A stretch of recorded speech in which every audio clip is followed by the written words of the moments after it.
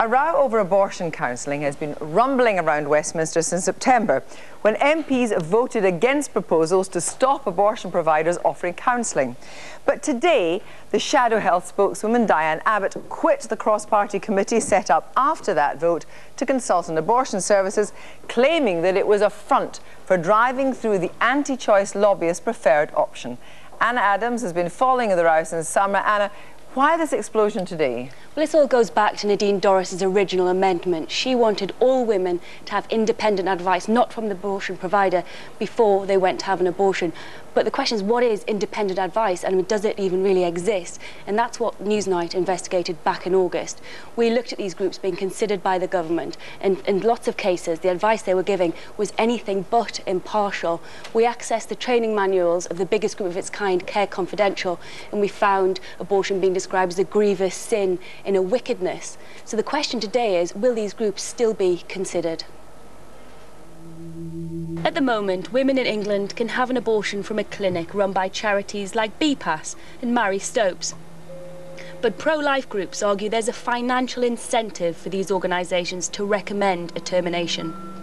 And last year, a cross-party alliance led by Nadine Dorries tried to stop these groups advising pregnant women. They said if women were made to have independent advice first, they could cut the abortion rate by £60,000 a year. But who qualifies to offer truly independent advice? We investigated the UK's biggest independent abortion counsellors, Care Confidential. The group is supposed to offer impartial and non-directive counselling, but Newsnight had access to their training manuals, which said, "Abortion is undoubtedly a wickedness that grieves God's heart. As we study the Bible, we see that life begins within the womb when the human egg is fertilized and then implanted. The deliberate destruction of the developing child at any stage from this point is to deny the life of the human being, a most grievous sin in the eyes of God." After our programme, the Nadine Dorries amendment suffered a heavy defeat in the Commons, and a cross-party abortion group was set up. But as she walked out today, Diane Abbott hinted at a hidden agenda. She said it was just a front for the old plan.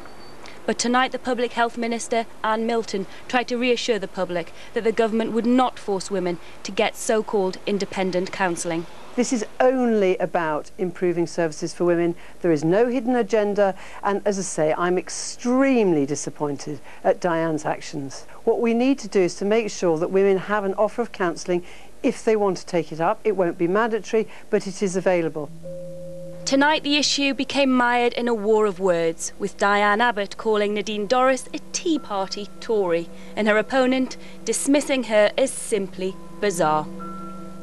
Well, here now are Diane Abbott, the Shadow Health Minister and MP for Hackney North and Stoke Newington, who quit the cross-party group today, and Nadine Dorries, MP for Mid-Bedfordshire, who is still very much on it. Storming off, I mean, really, should you not just have stayed to fight your corner? I didn't storm off. I wrote Anne Milton a letter.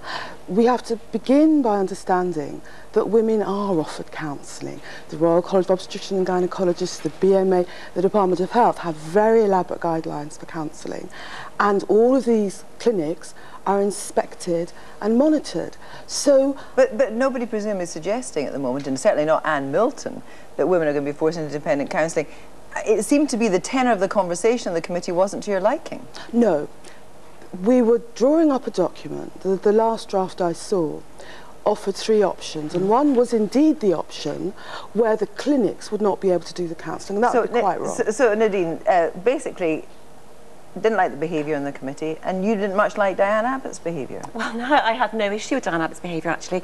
Can I just correct Diane? She didn't write to Anne Milton at all. She wrote to the press. Anne Milton still hadn't received a letter from Diane this afternoon by the time she'd been contacted by the press.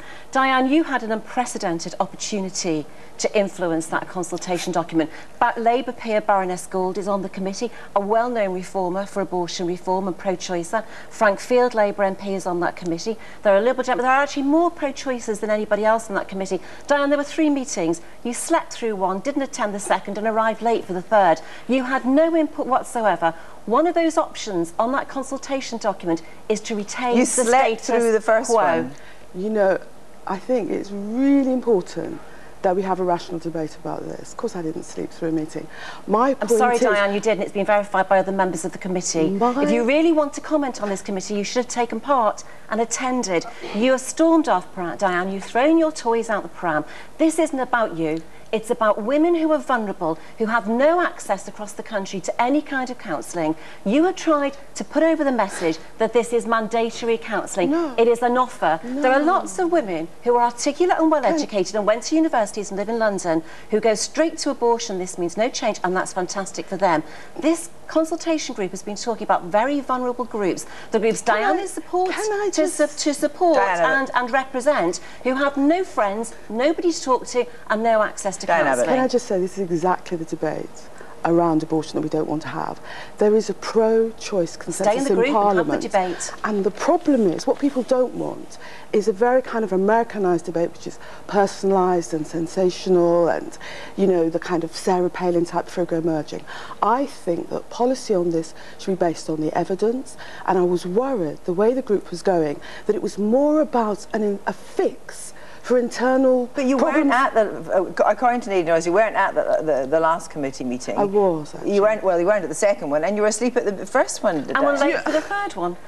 Nadine, if all you can do... No, Diane, you have walked out to the committee that you didn't attend. Let me complete... No. Nadine is seeking to personalise an issue which is actually really important to hundreds and thousands of women. In which case, why not stay in the committee and have that discussion? Because, far from the majority of people on the committee being pro-choice, they were not. And I'm worried that we still have Nadine's option on the table, and the consultation is a front for putting through Nadine's option without a debate on the floor of the House. Kirsty, this is a consultation document which is being decided by a cross-party group of MPs. 2 other Labour MPs are sat on that committee and have contributed to every meeting very positively, both pro-choice, Baroness Gould, on the marches in the 60s for women's rights and abortion. Yeah, both of the Liberal Democrat MPs are both very ardent pro-choice MPs. Now, they've all put into this consultation document, but it's not up to us.